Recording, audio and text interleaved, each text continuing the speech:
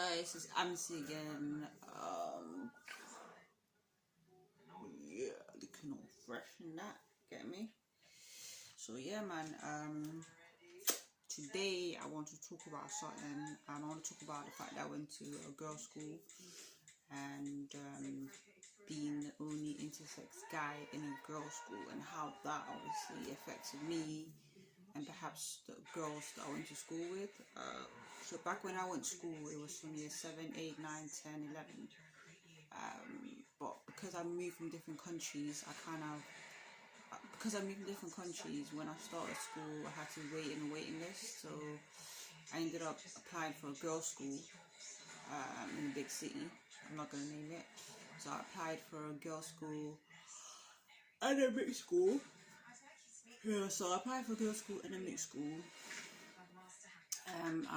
I went to the one I could get in as soon as possible because I didn't want to sit at home. I'm not a person that likes sitting at home. I was like, I want to go to school, you know. So I eventually got the girls' school. Ended up getting in that school. They didn't require a test. It was very aggressive school. All the girls there were very wild and crazy because I came from a small city, innit? And then we moved to a big city. So my mom was like, "Are you ready for these girls?" You know what I'm saying? When I went to that school, because before that I lived in a quiet white area, so my personality was kind of like a white dude, didn't it? You know what I mean? When I was young, so that girls' school that I went to was full of 90% were ethnic, so black, like Jamaicans, Somalis, West Africans, East Africans. There was Filipino people, Asians, there were Indian girls. There were Pakistani girls, there were Arab girls, there were, just so many different countries putting on school. So, because I have a positive mind most of the time, I'm not a negative person. So when I started at school, I was just like, wow, taken aback, because I was like, I'm so happy that I'm not the only black person or ethnic person or exotic person in that school, or loads of people had my name as well. So I was like, yeah, I was just really happy. So I was just genuinely happy when I started school, because I moved from different places. I naturally became a very observing person. So I started observing without judging. And people say that when you observe people without judging them, that's the highest form of intelligence you can have. Because the older you get, or not necessarily the older you get, but if you think properly, sit down and think, it's nice to observe the world. And when you travel properly, you realize the world's a beautiful place and you cannot judge people. You're just meant to observe. Don't judge them. You're not God. Alright? Yeah. So I went to that girls' school. I was just observing, not just that they were girls, but they were from a big city, they come from all different backgrounds. Not only backgrounds, they all have everyone's different, everyone's unique, everyone's good at this, good at that.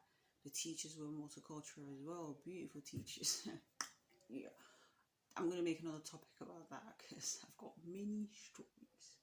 My life is a movie, yo. Get me? So I went to a girls' school. I was intersex and that. Obviously, my mom didn't want to tell me because she wanted to raise me as a female, and I did also start my period. So anyway, I ended up going to a girls' school in a big city, multicultural, loud, crazy girls.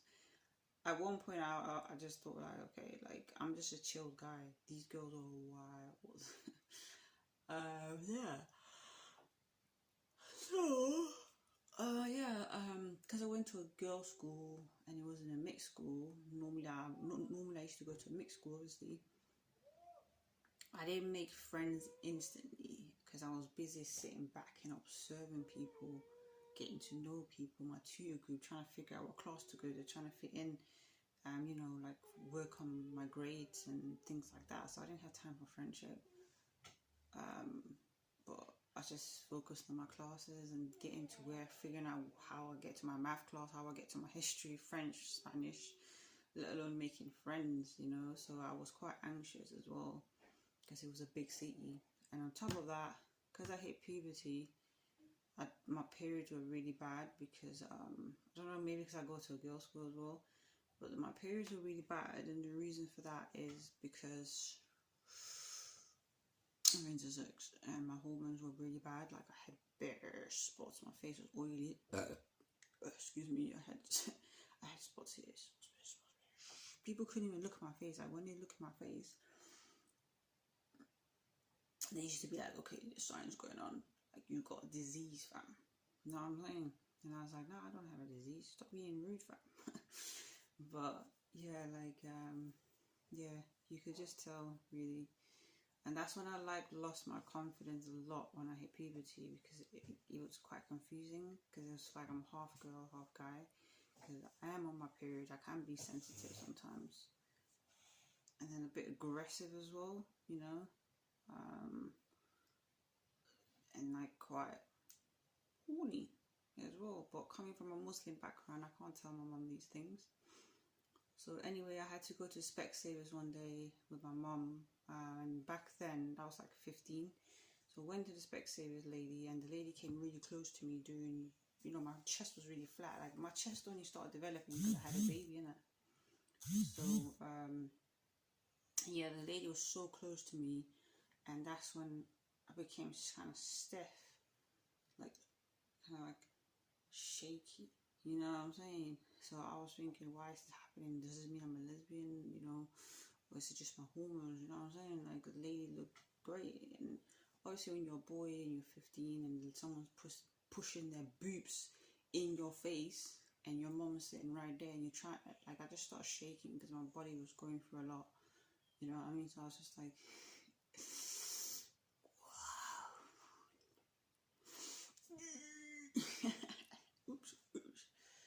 it's a madness as well, because you can't really talk to your mum about it because she's a proper normal female. She doesn't know the hormones the guys go through, so she can't really emphasize. She was just looking at me like, she was trying to act like she didn't see what was going on.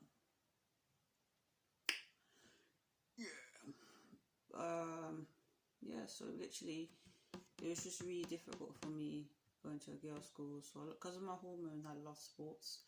I love just playing football, basketball, doing my break times, doing these things. I wasn't much of a gossip kind of guy, because you know, I noticed in a girls' school, girls love talking about, oh, I'm gonna get married to this guy, I'm gonna get married to that guy, and then I'm gonna marry that guy. That's all they literally spoke about.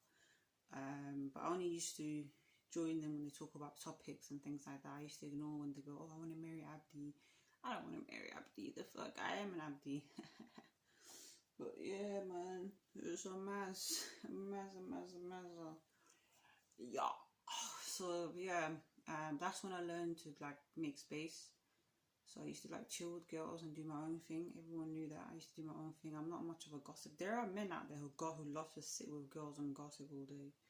But that's just not in my nature. I just used to be, alright girl, see you later. Go do my thing. Even go to the library on my own to sort what I need to do, you know. Perhaps that also comes from the fact that I have moved around and I've learned to detach myself in a healthy way, or create healthy barriers and space to do what I need to do without feeling like I need to follow the group 24/7. Like even when I'm part of a group, I'm still an individual, and I do recognize that. And one thing I realized in the UK, a lot of people are scared to be an individual, to be unique, because when you travel a lot, you realize you're just you're unique. You can be part of something, but you're still you're still an individual, and people need to remember that and to be themselves, and that's what makes us all beautiful. Even twins don't have the same fingerprints, I believe. So no one is you, no one can ever